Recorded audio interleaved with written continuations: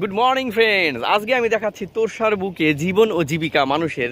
এখানকার মানুষ কিভাবে মাছ ধরে, একটা সাবেকি একটা ইউনিক পদ্ধতিতে কিভাবে মানুষ মাছ ধরছে সেটাই আমি দেখাচ্ছি। এই যে তোরসা নদী, আমাদের কোচবিহারের তোরসার এই বিশাল চর, এখানে প্রচুর মানে নদী পার্শ্ববর্তী অঞ্চলে মানুষ মাছ ধরে থাকে বিভিন্ন পদ্ধতিতে। তার মধ্যে একটা খুব মানে অসাধারণ, মানে আমাদের সাবেকি পদ্ধতি, ট্র্যাডিশনাল টেকনিক মাছ ধরা, সেটা আমি দেখাচ্ছি। এখানকার যে শ্যাওলাগুলো আছে, নদীর বুকে শ্যাওলা তৈরি হয়েছে, সেই শ্যাওলাগুলোকে কাজে লাগিয়ে কীভাবে মানুষ মাছ ধরছে, রুই, কাতল, মৃগেল, তারপর হচ্ছে তোমার আর চিতল, বোয়াল, এই সমস্ত মাছ কীভাবে ধরছে সেটা আমি দেখাচ্ছি, টেকনিকটা দেখাচ্ছি। মাছটা ধরা এই মুহূর্তে পাওয়া যাচ্ছে না এখনও, টেকনিকটা আমি দেখাচ্ছি। এই যে গুড মর্নিং, এই যে আজ দেখাচ্ছি তোরসার বুকে লহরী চিহ্ন। এই যে নদীর মধ্যে যে স্রোত যে গেছে, সেই স্রোতের বরাবর দেখো ঢেউয়ের মতো অনেক অসংখ্য ঢেউয়ের মতো স্তর তৈরি হয়েছে। এই যে অসংখ্য ঢেউয়ের মতো স্তর তৈরি হয়েছে, এগুলোকে বলা হয় লহরী চিহ্ন। এই যে এখানে একটা বিশেষ বিষয় আছে লহরীর, সেটা হচ্ছে লহরীর, এই আমি দেখাচ্ছি, যেদিক থেকে এই যে জলের স্রোতটা এদিক থেকে আসছে, এদিকের বালিগুলো খুব সূক্ষ্ম বালি, আর এই দিকে হচ্ছে মোটা বালি। এই যে লহরীর যে চিহ্নগুলো রয়েছে, এদিকে মোটা বালি। এই যে দেখো, দেখলেই বুঝতে পারবে যে পাশে মোটা বালি জমা হয়েছে তার মানে নদী ওই দিকে স্রোত যাচ্ছে। এই যে হচ্ছে মোটা বালিগুলো জমা হয়েছে, আর এই দিকে সূক্ষ্ম বালিগুলো জমা হয়েছে। নদী এদিক থেকে এদিকে আসছে, তাই সূক্ষ্ম বালিগুলো এইদিকে জমা হয়েছে, মোটা বালিগুলো এই দিকে জমা হয়েছে। যেহেতু মোটা বালি নদীর স্রোতের বহন ক্ষমতা তুলনামূলক একটু কম, তাই এখানে এসে জমা হচ্ছে, আর এই দিকে স্রোতটা এদিক থেকে এদিকে আসছে, তাই এই দিকে হচ্ছে সূক্ষ্ম বালিগুলো জমা হয়েছে। এই সুন্দর লহরী চিহ্ন তৈরি হয়েছে, এটা তোরসার বুকে লহরী চিহ্ন তৈরি হয়েছে। আমি জলের মাঝখানে আছি দাঁড়িয়ে, মিড চ্যানেল বারগুলোতে, সেখানে এই লহরী চিহ্নগুলো তৈরি হয়েছে। খুব সুন্দর মানে দৃশ্য। এই যে ঢেউয়ের স্তর, অনেকটা মরুভূমিতে গেলে এই ধরনের ঢেউয়ের স্তর লক্ষ্য করা যায়। বারখান যেগুলো থাকে, ছোটো ছোটো বারখান, সেখানে এই ধরনের গঠন লক্ষ্য করা যায়। কিন্তু নদীর এই লহরীগুলো খুবই ছোট, একদম ছোট ছোট ঢেউগুলো যে যাচ্ছে তারাই জমা করে তৈরি করছে। এখানে আরও কিছু মজার বিষয় আছে। এই যে একটা খুব গুরুত্বপূর্ণ বিষয় দেখাচ্ছি, এই যে ব্রাউন কালারের কিছু গুড়ি গুড়ি মিনারেলস দেখা যাচ্ছে।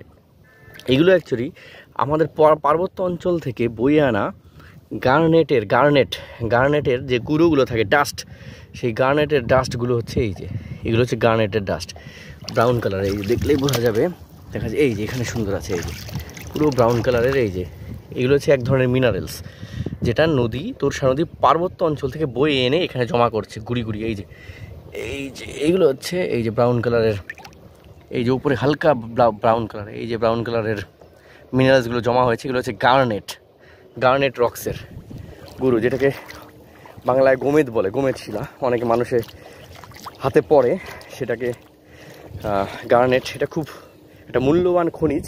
এই গার্নেটের গুঁড়ো দিয়ে কিন্তু তোমার ওই শিরিষ কাগজ তৈরি হয়, যেটা হচ্ছে কাঠের বার্নিশ করার সময় কিংবা লোহা পরিষ্কার করার সময় সেই শিরিষ কাগজটি ব্যবহার করে ঘষার জন্য, পরিষ্কার মানে স্মুথ করার জন্য, নোংরা পরিষ্কার করার জন্য এবং ওটা পলিশ করার জন্য। এই যে গার্নেটের গুঁড়ো বালির ওপরে অনেক জমা হয়েছে, এই যে প্রচুর, এই যে সব ব্রাউন কালারের, এগুলো হচ্ছে এক ধরনের মিনারেলস।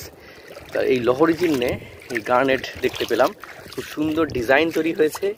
এই যে ওপরে ব্রাউন কালার, এই যে ব্রাউন কালারের গার্নেট জমা হয়েছে, এই দিকে দেখো, এই যে এইগুলো হচ্ছে লহরী চিহ্ন, এক একটা লহরী চিহ্ন। এই যে লহরী চিহ্ন, এই যে এখানে মোটা বালি জমা হয়েছে, এখানে সূক্ষ্ম বালি, এগুলো হচ্ছে গার্নেট। আর এই যে হচ্ছে শ্যাওলা, এগুলো পরিণত হয়ে গেছে শ্যাওলাগুলো, এগুলো মাছে খুব একটা খায় না, কম খায়। যেগুলো মানে প্রথম হচ্ছে এই যে গায়ে, এইগুলো মাছে খুব খায়। এই যে এইগুলো যেগুলো মাত্র তৈরি হচ্ছে, এগুলো খাচ্ছে হচ্ছে মাছে, এটা দিয়ে মাছের খাবারের চারা বানাচ্ছে। এই কি সুন্দর ব্রাউন কালারের, অসাধারণ দৃশ্য, ব্রাউন কালারের লেয়ার তৈরি হয়েছে। এখানে বেশি দূর হাঁটা যাবে না, কারণ পায়ের নিচে একটু মানে নরম লাগছে, মানে থলথলে ভাব। এগুলো চোরাবালি থাকে অনেক সময়, এর মধ্যে ভেতরে ঢুকে যাওয়ার সম্ভাবনা আছে। তো পায়ের নিচে যদি বালি একটু নরম তুলতুলে ভাব মনে হয়, তাহলে সেখানে বেশিক্ষণ থাকা যাবে না। কোচবিহারের তোরসা নদী, এই হচ্ছে কোচবিহারের তোরসা নদী। এখানে পারাপারের জন্য এই যে সাঁকোর ব্যবস্থা করা হয়েছে, এটা পুরো ব্যাম্বো পাইলিং দিয়ে করা, বাঁশের। পুরোটা এত যতদূর দেখতে পাচ্ছ পুরোটাই বাঁশের তৈরি একটা সাঁকো। এর উপর দিয়ে গাড়ি, বাইক সব কিছু যায়। এই যে বাইক যাচ্ছে, এটা শুধুমাত্র শীতকালেই এরকম সাঁকো তৈরি করা হয়, এবং বর্ষার সময় এই সাঁকো উঠিয়ে নেওয়া হয় বা জলে ভেসে যাওয়ার মতো পরিস্থিতি হয়ে যায়। বর্ষায় এই নদী পুরো ভরে যায়, এখানে আর কোনো রকম সাঁকো বানানোর মতো পরিস্থিতি থাকে না। এই ব্যাম্বু মানে বাঁশ আমাদের এই অঞ্চলের, আমাদের Coochbehar, Jalpaiguri, north east India, বাঁশ হচ্ছে আমাদের অন্যতম একটা সম্পদ। এই বাঁশ দিয়েই আমাদের এই অঞ্চলে ঘর বাড়ি থেকে শুরু করে বিভিন্ন কাজে ব্যবহার করা হয়। তো এই যে সাঁকো তৈরি করা হয়েছে, খুবই মজবুত সাঁকো।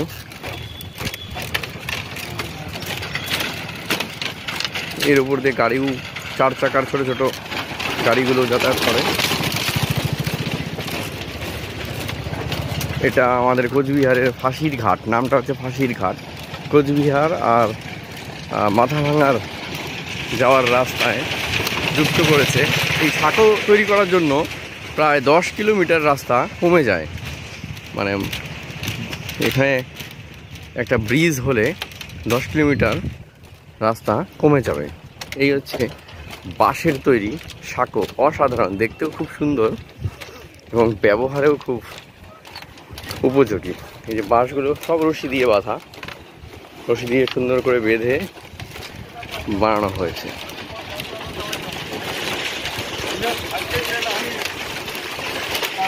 কেউ হেঁটে, কেউ সাইকেল নিয়ে যাচ্ছে এই অঞ্চলে। এই যে দুপাশে দুটো বানানো আছে, এই পাশে একটা, ওই পাশে একটা, মানে ওয়ান ওয়ে মতো আর কি, যাতে ভিড় না হয়। এখানে প্রচণ্ড ভিড় হয় সকাল সন্ধ্যে, সারাদিন লোকজন যাতায়াত করতেই থাকে। এখন সকাল 6:30 মতো। ওই কোচবিহার শহরের দিকেই লোকজন বেশি সকালে আসে তাদের কাজের উদ্দেশ্যে। শাক সবজি, মাছ, দুধ সব কিছু ওই গ্রামীণ অঞ্চল থেকে এই শহরে সকাল সকাল চলে আসে। তো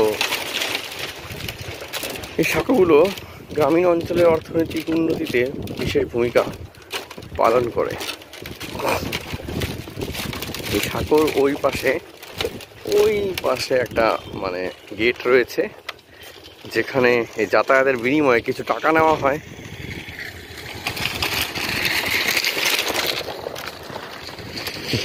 এমনি 5 টাকা জনপ্রতি, সাইকেল নিয়ে গেলে 10 টাকা, বাইক নিয়ে গেলেও 15 টাকা। এটা সময়ের অনুযায়ী বছরে বছরে দাম কম বেশি করা হয়। তো এই হচ্ছে তোরসা, এত বড় বিশাল চওড়া নদী। এই নদীর দুপাশে এই যেরকম সাঁকো, শুধুমাত্র এখানে না, এরকম সাঁকো আমাদের কোচবিহার কিংবা যে কোনো সমভূমি অঞ্চল, মানে যেখানে বিশাল নদীর চওড়া যে বেড তৈরি হয়, সেখানে এই অস্থায়ী সাঁকোগুলো দেখা যায়। এই হচ্ছে বালির পুরো লেয়ার পড়ে গেছে, বর্ষাকালে এনে জমা করা বালি তোরসার। এটাকে পয়েন্ট বার, স্যান্ড বার বলে। এখানে তরমুজ চাষ করা হয়। এই তো গরমের সিজনে আর কিছুদিন পরেই চলে আসবে, এই পুরো জায়গা তরমুজ চাষ করা হবে।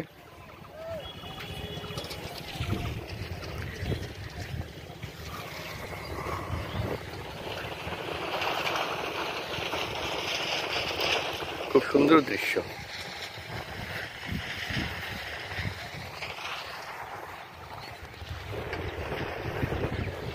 এই যে এখানে একটা চিল নিচে নেমে এসেছে, চিল সাধারণত নিচে খুবই কম নামে আর কি, এরা খাবারের সন্ধানে কিংবা হয়তো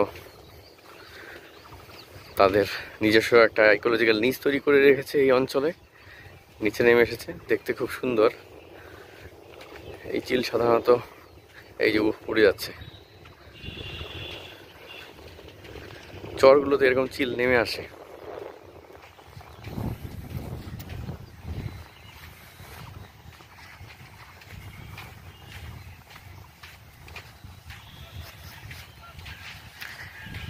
এই যে এটা নতুন বালি পড়েছে, আর এটা 2-3 বছর আগের বালি। এই যে নতুন বালি, গত বছরের মানে বর্ষার সময় তোরসা যখন উপর থেকে প্রচণ্ড জল নিয়ে চলে এসেছিল, অনেক জল নিয়ে চলে এসেছিল, সেই সময় এটা জমা হয়েছে। আর নিচে এই যে আগের বছর।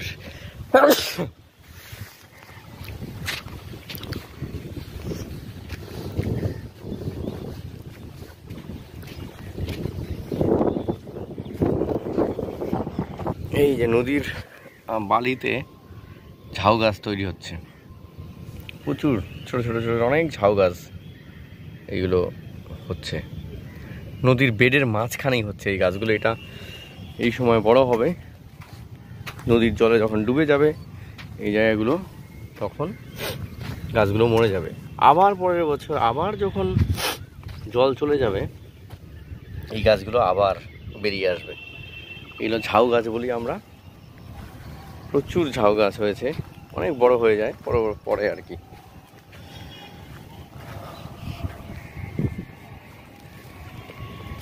এই যে কি সুন্দর একটা নদীর খাত, এই দেখো এই যে নদীর তোরসার মাঝখানের চ্যানেলগুলো যে বাইফার্কেশন হয়েছে, ছোট ছোট মানে ভাগ হয়ে গেছে, তার মাঝখানে দাঁড়িয়ে আছি। এই যে বাঁ দিকে উঁচু বাঁধের মতো, এই যে মাঝখান দিয়ে জল যায়, ডান পাশে উঁচু বাঁধের মতো। মানে এটা তোমার স্যান্ড বারগুলো যে রয়েছে নদীর মধ্যে, মিড চ্যানেল বার, আর মিড চ্যানেল বার, এই চ্যানেল বারগুলোর মাঝে মাঝে ভাগ হয়ে গেছে, নদীর জল যাওয়ার মতো উপযুক্ত রাস্তা তৈরি করেছে নদী নিজেই। এই যে নৌকাগুলো দাঁড়িয়ে আছে, এই নৌকাগুলো বর্ষাকালে এই যখন মানে জল হবে, এই সাঁকো দিয়ে আর লোকজন যেতে পারবে না, সেই সময় এই নৌকাগুলো ব্যবহার করা হয়। এই যে নৌকা,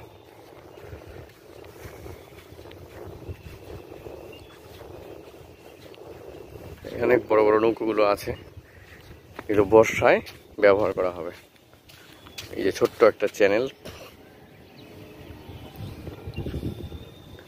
এই ডান দিকের যে জলগুলো রয়েছে, এই যে এই জলগুলো এই চ্যানেলের মাঝখান দিয়ে যাচ্ছে। এই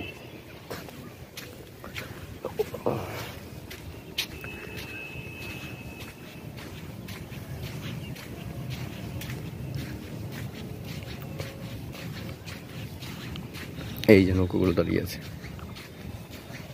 বর্ষায় এগুলো ব্যবহার করা হয়। এই দেখো দুপাশ থেকে চ্যানেল, ত্রিকোণাকার, মনে হচ্ছে ভারতের শেষ সীমায় চলে এসেছি, ভারতের ম্যাপের, দক্ষিণ ভারতের ম্যাপের মতো। দুই পাশ থেকে চ্যানেল এসে এখানে শেষ।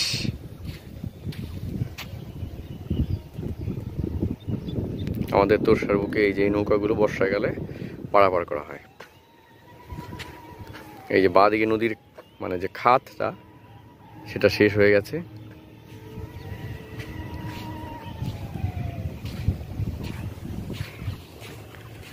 খুব সুন্দর দৃশ্য। এই সমস্ত জায়গায় ঘুরতে আসলে মনও ভালো হয়ে যায়, এবং এটা মানুষের মানে মন ভালো রাখার জায়গা। এই সমস্ত উন্মুক্ত প্রান্তরগুলো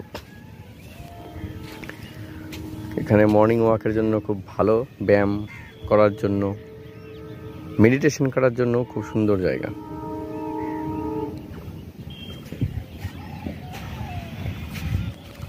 এখানে কিছু জলের নিচে বসবাসকারী উদ্ভিদ, এগুলো হাইড্রিলা জাতীয়, তারপর এই যে নিচে শ্যাওলা রয়েছে, এগুলো জলের নিচেই এই উদ্ভিদগুলো বাস করে, মানে জীবনযাপন করে। এই যে পুরোটা জলের নিচে রয়েছে।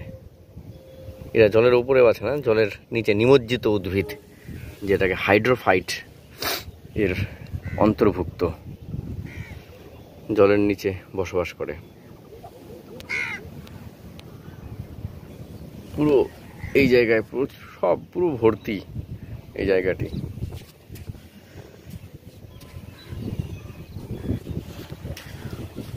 তো যে জিনিসগুলো আমরা বইয়ের পাতায় পড়ি সেগুলো যদি একটু মাঠে এসে দেখা যায় বাইরের জগতে, তাহলে তার যে জ্ঞান তৈরি হয় আমাদের, সেটা বইয়ের পাতায় পাওয়া যাবে না।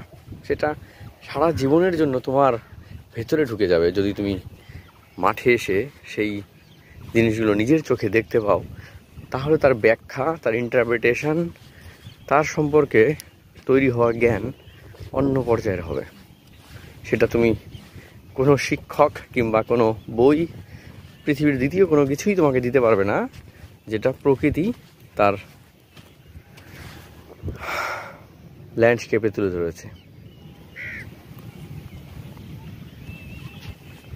এই পুরোগুলো হয় এই যে জলজ উদ্ভিদ নিচে। এর মধ্যে এই ছোটো ছোটো মাছ, বিভিন্ন কীটপতঙ্গ, প্রাণী, জলের যারা বসবাসকারী প্রাণী, তারা বসবাস করে।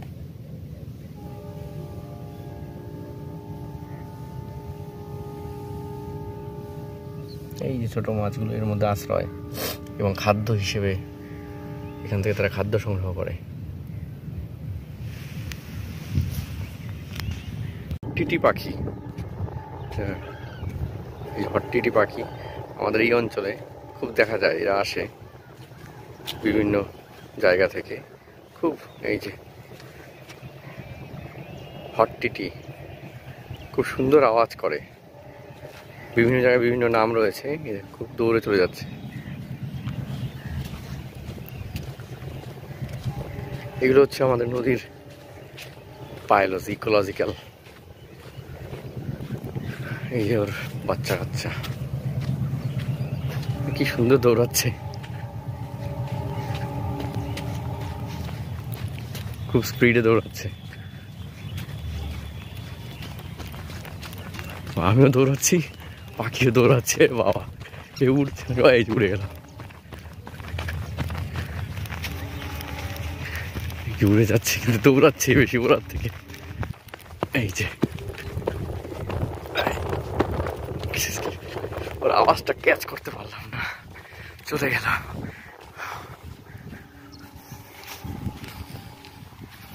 এই যে হট্টিটির ছানাপোনা,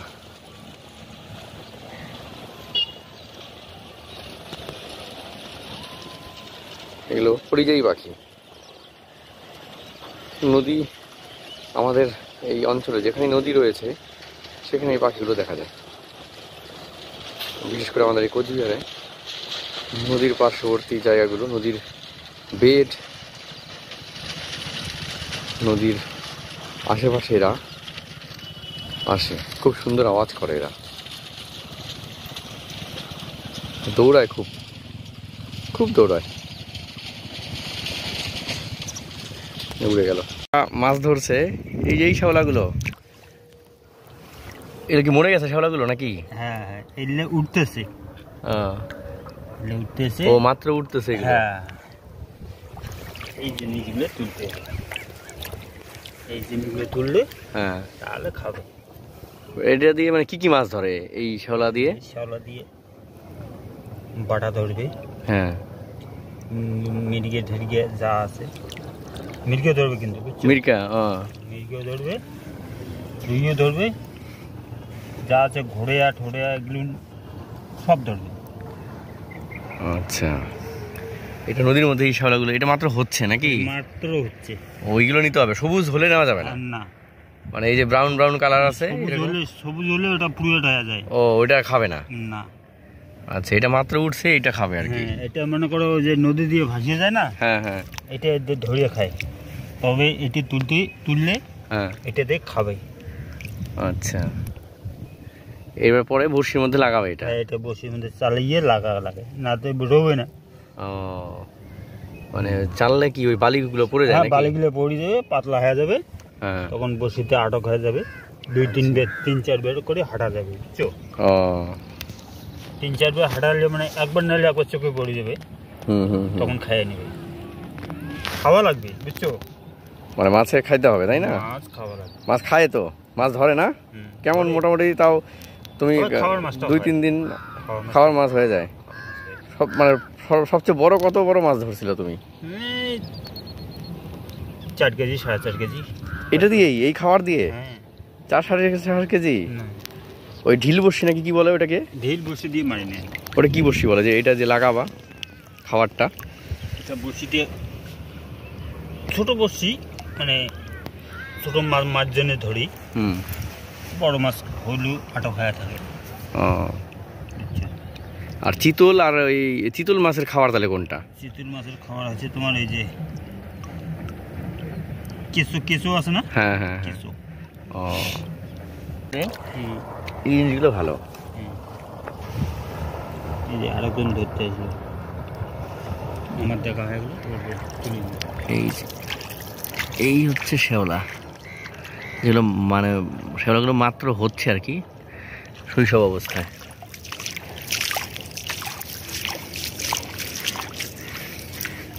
এখন এগুলোকে চালা হবে সুন্দর করে, বালিগুলোকে যাতে পরিষ্কার হয়ে যায়, ওই জন্য না, বালি পরিষ্কার হয়ে যাবে। বাহ,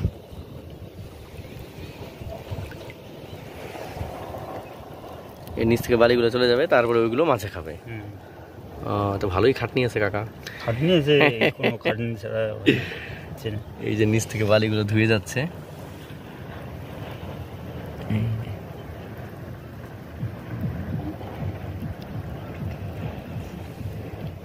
কি বেটা করে যাস? কোন তুই ভালো আছে না? তুই ভালো আছে? উনিও আসছে এটা নেওয়ার জন্য খাবারের চার। দিনের বেলায় ধরে মাছ না রাতের বেলা ফেলতে হয়? দিনই বেলায়, আমরা তো দিনই বেলায় মারি। আচ্ছা আচ্ছা। রাত্রিবেলা খুব কম ধরি।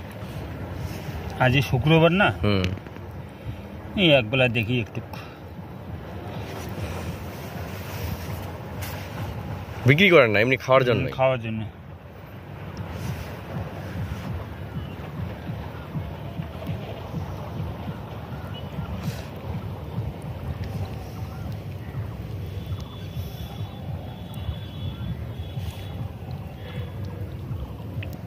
কি সুন্দর, নদীর মধ্যেই খাবার তৈরি হয়েছে, ওই খাবার দিয়েই মাছ ধরা যাচ্ছে।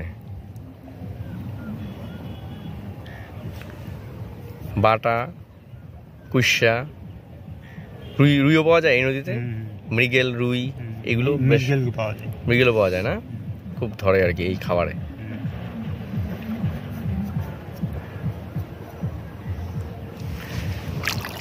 রেখে দেওয়া হয়েছে বাটিতে। টিটি পাখি, এই টিটি পাখি আমাদের এই অঞ্চলে খুব দেখা যায়, এরা আসে বিভিন্ন জায়গা থেকে খুব। এই যে হটটিটি খুব সুন্দর আওয়াজ করে, বিভিন্ন জায়গায় বিভিন্ন নাম রয়েছে, খুব দৌড়ে চলে যাচ্ছে। এগুলো হচ্ছে আমাদের নদীর বায়োলজি, ইকোলজিক্যাল। এই যে ওর বাচ্চা কাচ্চা কি সুন্দর দৌড়াচ্ছে, খুব স্পিডে দৌড়াচ্ছে। আমিও দৌড়াচ্ছি, পাখিও দৌড়াচ্ছে। বাবা এ উঠছে, এই উড়ে গেলাম, উড়ে যাচ্ছে কিন্তু দৌড়াচ্ছে বেশি ওড়ার থেকে। এই যে ওর আওয়াজটা ক্যাচ করতে পারলাম না, চলে গেলাম।